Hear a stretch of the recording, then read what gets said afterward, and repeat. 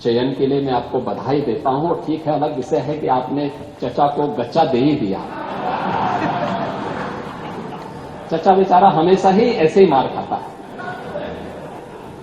उनकी नियति ही ऐसी है, क्योंकि भतीजा हमेशा भयभीत रहता है। मुख्यमंत्री जी, आपने बताया इतने को हमने दंडित कराया, तो क्या पूछा गया था कि कितनी घटनाएं हुई? तो जो दंडित हो जाते हैं कोर्ट से, उन्हीं को आप घटना मानते हैं कि जो घटनाएं घटती हैं उनको भी घटना मानते हैं? यह स्पष्ट कर दें तो कितनी घटनाएं घटित? आपने नेता प्रतिपक्ष, मैं आपका सम्मान करता हूं और आप दो बार इस माननीय सदन के अध्यक्ष के रूप में अपनी सेवाएं दिए हैं और आपने पहला प्रश्न किया है आज यहां पर। पहले तो आपके चयन के लिए मैं आपको बधाई देता हूं। और ठीक है, अलग विषय है कि आपने चचा को गच्चा दे ही दिया। चचा बेचारा हमेशा ही ऐसे ही मार खाता है, उनकी नियति ही ऐसी है, क्योंकि भतीजा हमेशा भयभीत रहता है।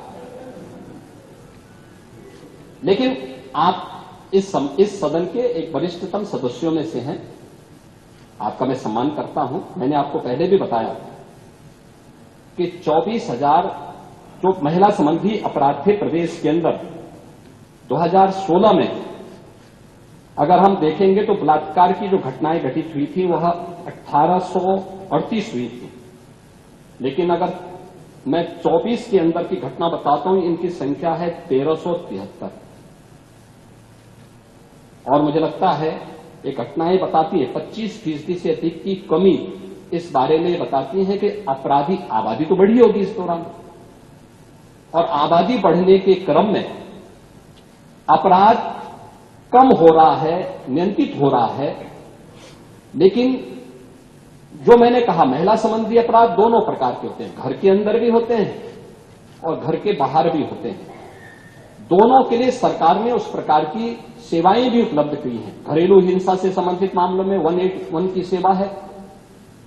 घर के बाहर की सुरक्षा के बारे में जागरूकता पैदा करने के लिए और उन्हें सुरक्षा उपलब्ध कराने के लिए तत्काल वो कॉल कर सके, इसके लिए 1090 की सेवा उन्हें उपलब्ध कराई गई है। लेकिन साथ साथ क्विक रिस्पांस टीम 112, इन दोनों के साथ इंटीग्रेट करके अगर कहीं भी कोई अपराध होता है, अगर इन तीनों में से किसी को भी कॉल करेंगे तो वहां पर आपको सेवा उपलब्ध होगी इसके बारे में। लेकिन इस पे समय पे चार्जशीट दाखिल करना, डिस्ट्रिक्ट मॉनिटरिंग कमेटी की बैठक के साथ जुडिशरी के साथ बेहतर तालमेल बना करके इस प्रकार के मामलों में समय पे अपराधियों को सजा दिलाने के लिए एक प्रोसिक्यूशन को आगे बढ़ाना और अपराधियों को सजा दिला दी जाए, ये महत्वपूर्ण है। उसी का परिणाम है जो मैंने आपको पहले बताया कि अगर महिला संबंधी जो उनके महिलाओं के विरुद्ध और पास्को संबंधित अपराधों में अब तक हम लोगों ने 16,718 अभियुक्तों को अब तक सजा दिलाई है। इसमें से अगर आप देखेंगे कि 21 को हम लोगों ने मृत्युदंड, 1,713 को आजीवन कारावास, 4,653 को 10 वर्ष या उससे अधिक का कारावास और 10,331 को 10 वर्ष से कम की कारावास की सजा दिलाई है। ये जो अपराध, जिन अपराधियों की सजा दिलाई गई है, इसमें आप देखते होंगे अक्सर समाचार पत्रों में आता है कि 1 महीने के अंदर दुष्कर्मी को सजा दिलाई गई। ये प्रोसिक्यूशन को फास्ट करने, समय पे चार्जशीट दाखिल करने का परिणाम है।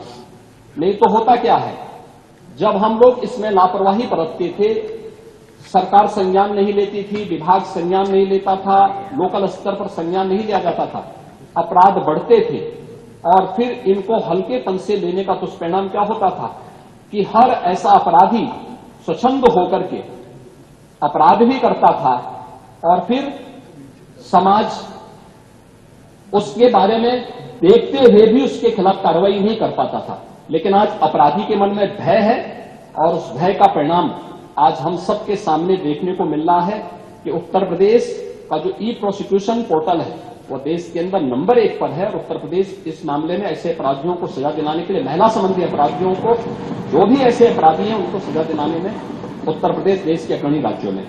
चयन के लिए मैं आपको बधाई देता हूं। ठीक है, अलग विषय है कि आपने चचा को गच्चा दे ही दिया।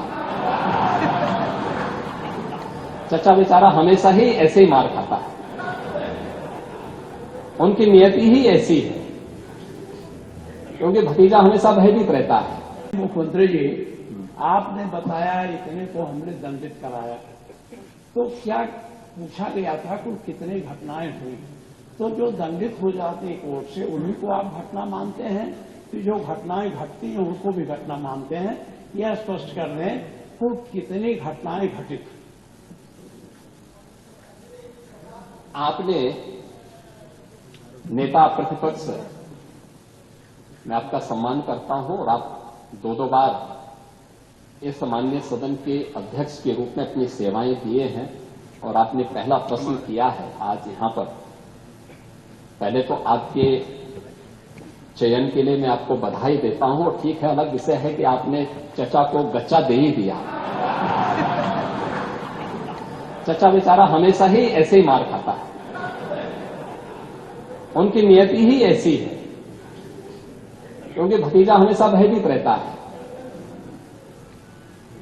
लेकिन आप इस सदन के एक वरिष्ठतम सदस्यों में से हैं, आपका मैं सम्मान करता हूं। मैंने आपको पहले भी बताया कि 24,000 जो महिला संबंधी अपराध थे प्रदेश के अंदर 2016 में, अगर हम देखेंगे तो बलात्कार की जो घटनाएं घटित हुई थी वह 1838 हुई थी। लेकिन अगर मैं 24 के अंदर की घटना बताता हूं, इनकी संख्या है 1373। और मुझे लगता है ये घटनाएं बताती है 25% से अधिक की कमी इस बारे में बताती है कि अपराधी आबादी तो बढ़ी होगी इस दौरान, और आबादी बढ़ने के क्रम में अपराध कम हो रहा है, नियंत्रित हो रहा है। लेकिन जो मैंने कहा, महिला संबंधी अपराध दोनों प्रकार के होते हैं, घर के अंदर भी होते हैं और घर के बाहर भी होते हैं। दोनों के लिए सरकार ने उस प्रकार की सेवाएं भी उपलब्ध की हैं। घरेलू हिंसा से संबंधित मामलों में 181 की सेवा है। घर के बाहर की सुरक्षा के बारे में जागरूकता पैदा करने के लिए और उन्हें सुरक्षा उपलब्ध कराने के लिए तत्काल वो कॉल कर सके, इसके लिए 1090 की सेवा उन्हें उपलब्ध कराई गई है।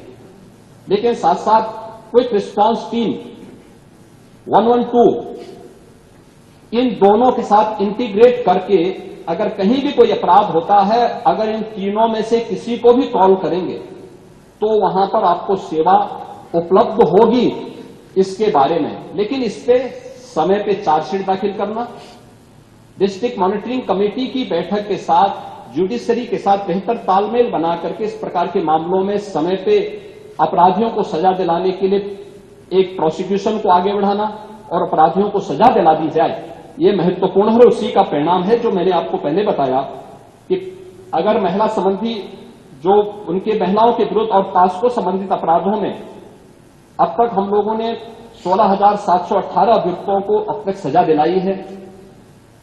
इसमें से अगर आप देखेंगे कि 21 को हम लोगों ने मृत्युदंड, 1,713 को आजीवन कारावास, 4,653 को 10 वर्ष या उससे अधिक का कारावास और 10,331 को 10 वर्ष से कम की कारावास की सजा दिलाई है। ये जो जिन अपराधियों की सजा दिलाई गई है, इसमें आप देखते होंगे अक्सर समाचार पत्रों में आता है कि 1 महीने के अंदर दुष्कर्मी को सजा दिलाई गई। ये प्रोसिक्यूशन को फास्ट करने, समय पे चार्जशीट दाखिल करने का परिणाम है।